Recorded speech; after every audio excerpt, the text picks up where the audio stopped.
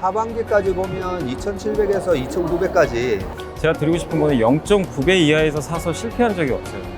케미칼, 이런 화학 쪽도 중국 소비재들도 괜찮을 것 같습니다. 그래서 저는 개인적으로 2차 전지 외에 폭력적인 것 같아요.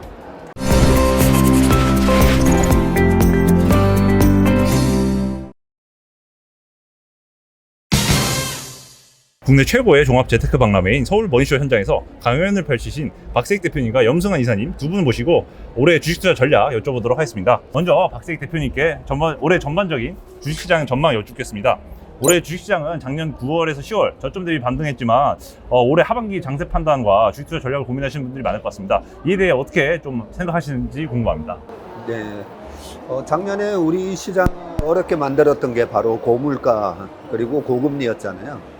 근데 물가는 확실하게 이번에 CPI 발표도 안정되고 있다는 게 이제 확실하게 나타나고 있고요. 거기에 따라서 미국 10년 국채를 보면 빠르게 빠지고 있어요. 네, 그런 부분을 보면 지난 증시를 괴롭혔던 이 고물가 고금리 현상은 상당히 완화되고 있다. 그렇다면 주가는 다시 이제 제자리를 찾아가야 되거든요. 지금 제자리를 딱 찾아간 수준이 S&P 500 기준으로 PER 18배. 그리고 우리 시장은 PBR 보통 1배까지 올라오게 되는데 PBR 1배가 2,700이잖아요. 네. 그래서 아직까지는 우리 시장도 제자리를 찾아가는 와중이다.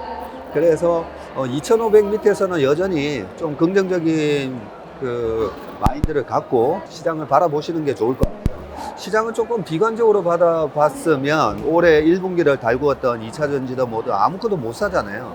그래서 시장은 계속 긍정적인 관점으로 바라보고 하반기까지 보면 2,700에서 2,900까지 회복한다라고 저는 생각을 하고 있습니다. 이제 개인 투자분들이 이제 코스피 지수를 기준으로 투자 판단할 때 주식을 살지 말지 혹시 뭐 간단하게 평가할 수 있는 그런 판단 기준이 있다면 말씀 부탁드리겠습니다. 제가 이제 한 20년 정도 데이터를 이렇게 해보니까 저희 이베스트에서도 이제 PBR로 많이 이제 밸류를 계산을 하는 편인데 PBR 평균이요. 그러니까 위기 때 저점 평균이 0.84배예요. PBR. 그러니까 0.84배면 2,290 정도 나올 겁니다. 그러니까 한 2,300이 바닥이라고 그냥 보시면 되겠고, 다만 거기 0.84배 안 간 경우도 있었기 때문에 제가 드리고 싶은 거는 0.9배 이하에서 사서 실패한 적이 없어요. 0.9배가 지금 요즘에 좀 올라왔잖아요. 2,440 정도 됩니다. 그러니까 지금 2,500이니까 여기서 왔다 갔다 하니까 그러니까 사실상 뭐 2,500도 비싸다고 할 수 없거든요. 그래서 혹시라도 이게 뭐 부채 한도 협상이라든가 이게 또 뭐 지지부진해서 뭐 증시가 한번 흔들릴 수는 있어요. 그거를 도망가지 마시고 2,400 중반으로 온다면 겁먹을 게 아니라, 근데 이 투자를 하려면 단지 지수만 보면 안 되는 게 내가 뭘 살지를 미리 준비를 다 해놓고 있어야 돼요. 빠질 때나 이런 거 좀 편입을 해야 되겠다. 그걸 먼저 하시고 실제 장세가 변동성이 클 때 한번 그 구간에선 분할로 접근해 보시면 어떨까 싶습니다. 그러면 말씀하신 대로 이제 어떤 업종, 어떤 주식에 투자할 것인가가 되게 중요한데요. 올해 대표님께서 보시는 전체적인 주식 운용 전략을 한번 소개 부탁드리겠습니다. 일단 전체적인 시장 관점에서 말씀드리면 여전히 방금 이제 코스피 지수를 가지고 저희가 말씀을 드렸었는데 코스닥에 대해서는 약간 쉬어가도 된다. 네, 그런 말씀을 드리고 싶고, 전형적으로 강세장의 그 상반기 1분기는 일반적으로 코스닥 시장이 굉장히 강하게 올라가는 경향이 있거든요.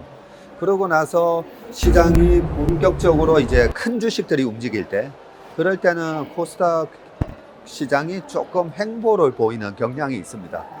통계적으로도 보면 우리나라 시장 5월부터 10월까지는 코스피보다도 코스닥이 영향을 되게 많이 받아요. 그 영향을 많이 받는 것 중에 하나가 대주주 과세 요건.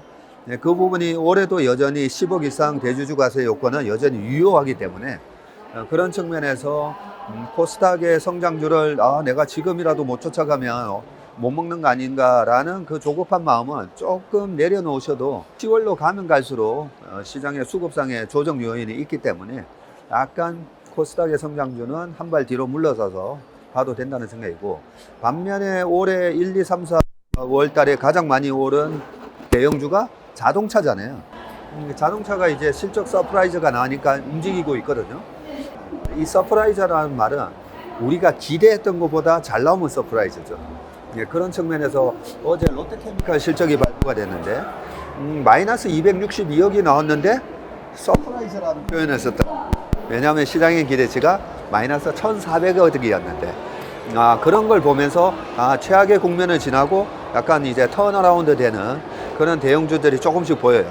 그리고 어제 또 그 우리나라 수출 실적이 또 발표가 났죠. 지금 10일 단위로 발표가 되는데 그동안의 반도체 수출이 마이너스 40% 작년 동기 대비. 그런데 어제 발표 난 거 보니까 마이너스 29% 나왔어요. 그런 측면으로 보면 뭐 케미칼이든 화학 쪽도 나쁘지 않다. 그리고 반도체도 나쁘지 않을 것 같고, 그리고 또 하나가 작년에 중국 때문에 되게 힘들었잖아요. 중국이 엄청나게 락다운을 뒤늦게 좀 무리하게 한 경향이 있는데 지금 수많은 요커들이 이제 막 해외로 나가기 시작했어요. 이 물꼬도 이제 시작된 거거든요. 2019년도에 월 50만 명이 한국으로 들어왔었는데 요커들이요. 지금 이제 3월 기준으로는 9만 5천 명 정도고 4월 달에 17만 명에서 한 20만 명 이런 식으로 되고 있는데 그런 측면으로 보면 중국 리오픈이 중국 소비재에 과연 살아나나 싶은데 그렇게 살아날 수 있는 여러 가지 인프라나 환경이 지금 조성이 되고 있더라. 그런 측면에서는 하반기에는 중국 소비재주도 괜찮을 것 같습니다. 사실 올해 상반기 주식 투자만 놓고 보면 배터리 주식 없으면 좀 많이 소외되는 아쉬운 장이었는데요. 이사님 보시기에 좀 아직까지 비싸지 않으면서도 이 2차 전지 같이 좀 그 메가 트렌드에 편승할 수 있는 아직 저평가된 그런 업종이나 뭐 종목 분야가 있다면 어느 곳인지 말씀 부탁드립니다. 어쨌든 밸류는 싸다고 할 수는 없어요. 근데 이제 너무 2차 전지가 독보적으로 강했는데 근데 2차 전지가 간 그 배경을 좀 이해하시면 그 다음 힌트를 알 수 있는 게 2차 전지가 간 배경은 전 두 개라고 봐요. 첫 번째가 Q의 성장이잖아요. 그러니까 Q라는 게 매출액은 P 곱하기 Q니까 단가 곱하기 수량인데 단가보다 Q가 늘어야 되거든요, 수량이. 근데 이제 전기차로 다 바뀌니까 2차 전지의 그 전방 산업은 클 수밖에 없잖아요. 요게 한 가지가 있고 지금 미국이 다 뭐를 합니까? 미국 내에다 공장 지어라. 보조금 줄게. 근데 미국은 그렇게 하면 3마리 토끼를 다 잡을 수도 있어요. 그러니까 자기네 경제도 살리고 뭐 고용도 증가시키면서 중국 견제도 하고 그 다음에 첨단 산업 육성도 하고 여러 마리 토끼를 잡을 수 있다 보니까 그렇게 하는데 이게 거의 사실은 우리가 어떻게 보면은 미국이 그냥 이렇게 와라. 그러니까 선택의 문제긴 한데 안 갈 수가 없잖아요. 지금 상황 자체가. 그럼 미국에서 투자를 할 때 보조금 받으면 성장할 수 있는 섹터가 2차 전지였죠. 가장 대표적인 게. 중국과 또 경쟁도 했으니까. 그러면 그런 거랑 좀 비슷한 업종이 또 뭐가 될까? 그래서 이제 작년에 좀 한번 움직였던 섹터 중에 하나가 태양광도 한번 그랬고. 근데 저는 이제 상대적으로 좀 그 각광을 못 받았던 게 그 풍력 쪽인 것 같아요. 그래서 저는 개인적으로 2차 전지 외에 만약에 좀 하반기에 또 시장이 좀 이렇게 성장주가 좀 만약에 움직인다면 풍력, 그 중에서도 그동안 육상 풍력은 설치가 많이 됐으니까 해상 풍력 쪽이 좀 괜찮지 않을까 이렇게 보고 또 한 가지가 그 전장 부품. 이제 자동차도 전기차만 배터리만 들어간 게 아니잖아요.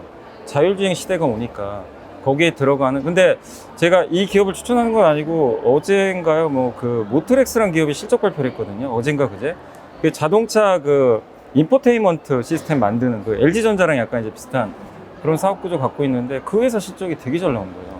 또 자동차 카메라 검사 장비 만드는 피론티어라는 회사가 정말 깜짝 실적을 냈어요. 그럼 뭐냐면 이쪽은 아직은 시장이 안 열렸으니까 숫자 안 나오겠지 했는데 그게 아니에요.